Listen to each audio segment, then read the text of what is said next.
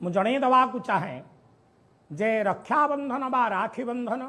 एवं बलभद्र जन्म पूर्णिमा हूँ 31 तारिख दिन गुरुवार दिन 30 तारिख दिन 11:22 पर पूर्णिमा आसूची श्री जगन्नाथ मंदिर रे आम संस्कृति रे जगन्नाथ संस्कृति रे उदय पर्व को नहीं ही समस्त नीति कांति सेवा पर्व पर्वाणी पालन करा जाय था। जेहेतु 30 तारिख दिन उदय पर्व को पूर्णिमा नहांती दिन 11:22 पर पूर्णिमा आसुचंती तेणु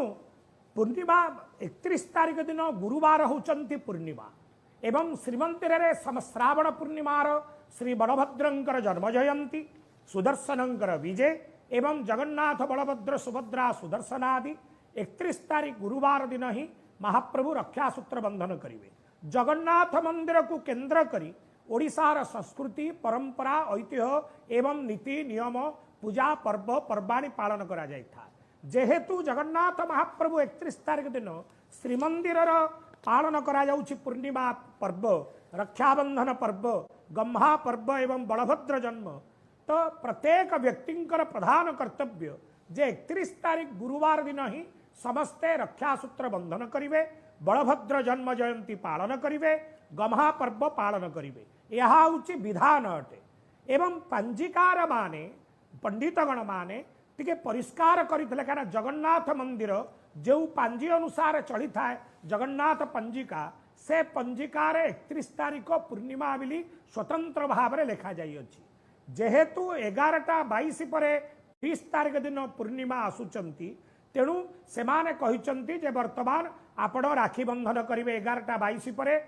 राखी बंधन करिवे बलभद्र जन्म हब किंतु आमर प्रधान जो दिन बड़ ठाकुरंकर जन्मदिन जो दिन श्रीमंदिर पर्व को केंद्र करी आमे आज राखी बांधुचे बा गम्हा पर्व पालन करुचे समस्त जगन्नाथ मंदिर नीति नियम को जदि आमे बात देदेबा तांको संस्कृति रू आमे बात हे जिबा तेबे यह ग्रहणीय नुहे कारण उदय पर्व को नहीं पालन करबा ठीक है बोली आपण कहउछंती कारण श्रीमंदिर रे गुरुवार ही पालन हो श्री तो रथ शर्मा किंतु गुरुवार भी किछि समय को नै कि किछि अछि कि जे एही समय पर्यंत ही रक्षाबंधन पालन होबो ना गुरुवार दिन जो समय रे भी राखी बांधिले होबो नाही